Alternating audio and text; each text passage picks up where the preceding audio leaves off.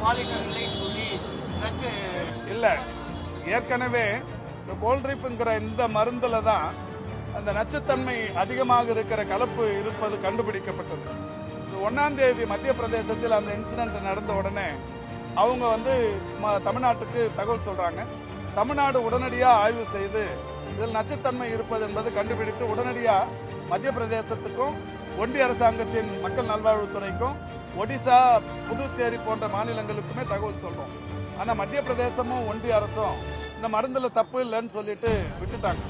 ஆனா நாம தான் இந்த மருந்துல நச்சுத்தன்மை எந்த அளவுக்கான கலப்பு இருக்குங்கிறத உறுதிப்படுத்திட்டு உடனடியாக 3ஆம் தேதியிலிருந்து ஸ்டாப் ப்ரொடக்ஷன் ஆர்டர் கொடுத்துட்டு இந்த கம்பெனியில மருந்து தயாரிக்கிறதுக்கு அனுமதி தராதது மட்டும் இல்ல, க்ளோசர் ஆர்டரும் கொடுத்தாச்சு.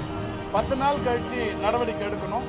இதுக்கு இடையில நேற்றைக்கு நம்ம 7ஆம் தேதி ஒரு கிரிமினல் ஆக்ஷனுக்கு அது சம்பந்தப்பட்ட உரிமையாளருக்கு ஒரு நோட்டீஸ் கொடுக்க போனோம்.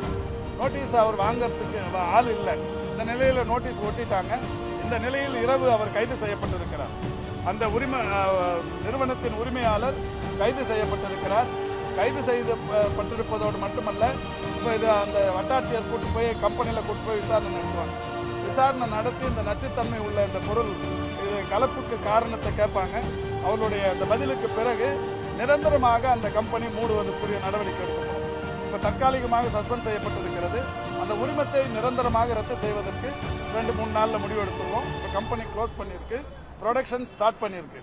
இந்த நிலையில ஒரு 2 சீனியர் ட்ரக் இன்ஸ்பெக்டர்ஸ், இந்த சீனியர் ட்ரக் இன்ஸ்பெக்டர்ஸ் கடந்த 2 ஆண்டுகளாக ஏன் தொடர்ந்து போய் இந்த மருந்துகளை தரத்தை ஆய்வு செய்யவில்லை என்கின்ற வகையில் இன்னைக்கு தமிழ்நாடு தான் இந்த மருந்துல இந்த தன்மை இருக்குங்கிறத கண்டுபிடிச்சு மற்ற மாநிலங்களுக்கு அறிவுறுத்தி இருக்கிறோம். தமிழ்நாடு டிஎன்எம்எஸ்சி நிர்வாகம் அந்த மருந்து வாங்கறதில்ல. தனியாரும் கூட இந்த மருந்து விற்கக்கூடாதுன்னு தடை வச்சிருக்கிறோம். இந்த நிலையில் ஒன்றிய அரசும் மத்திய பிரதேசமும் இதுல தப்பு இல்லைன்னு சொன்னாங்க.